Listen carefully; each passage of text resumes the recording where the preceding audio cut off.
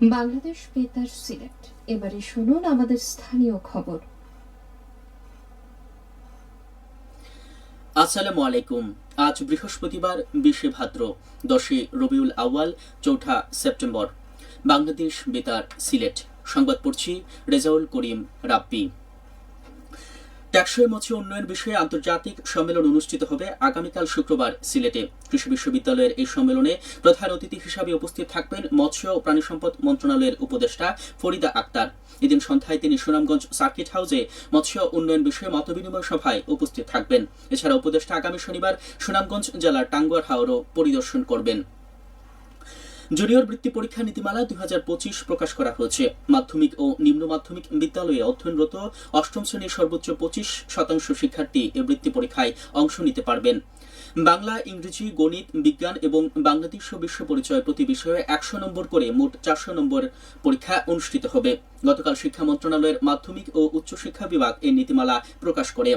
শিক্ষার্থীদের 2 ধরনের বৃত্তি দেওয়া হবে, ট্যালেন্ট পুল বৃত্তি ও সাধারণ বৃত্তি। এদিকে দেশের ইবতেদায়ী মাদ্রাসাগুলোকে 2025 সালের পঞ্চম শ্রেণীর বৃত্তি পরীক্ষা নেওয়ার সিদ্ধান্ত নিয়েছে বাংলাদেশ মাদ্রাসা শিক্ষা বোর্ড।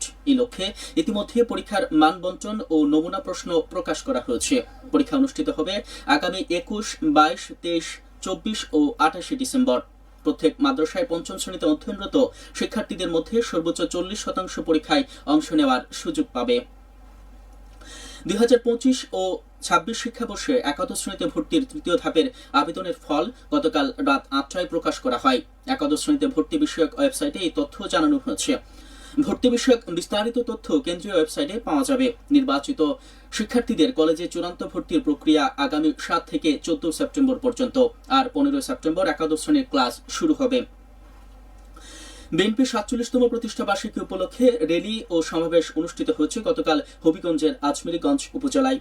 পৌর এলাকায় শহীদ মিনার চত্বর থেকে বের করা হয় র্যালিটি বিভিন্ন শহরে প্রধান প্রধান সড়ক প্রদক্ষিণ করে রামকৃষ্ণ মিশন এলাকায় গিয়ে শেষ হয়। পরে অনুষ্ঠিত হয় আলোচনা সভা। এতে দলের বিভিন্ন স্তরের নেতাকর্মীরা উপস্থিত ছিলেন।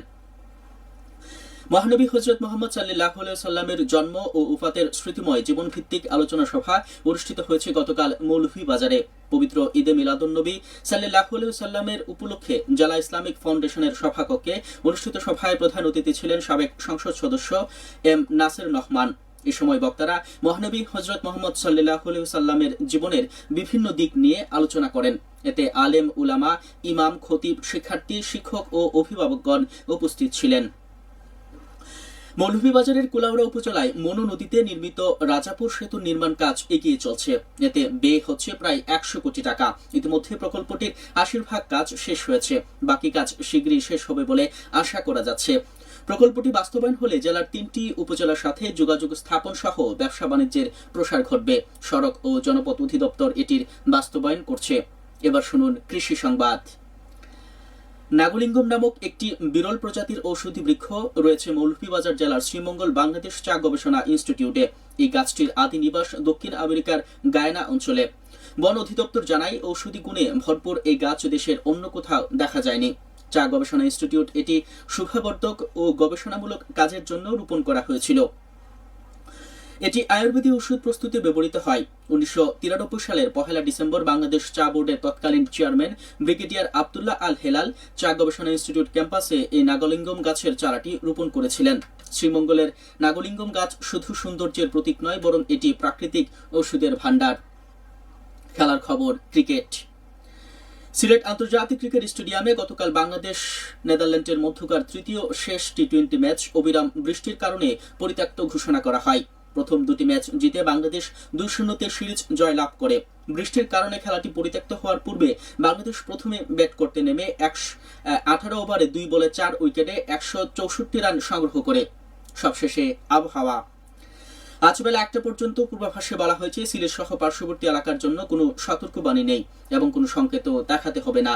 আজ সিলেটে সূর্যোদয় হয়েছে 5টা 34 মিনিটে এবং সূর্য অস্ত যাবে সন্ধে 6টা 9 মিনিটে।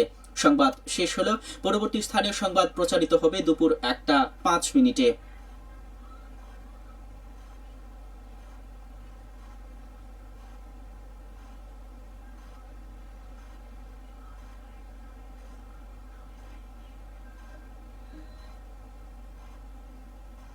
কিদা ভাই ঘুমাই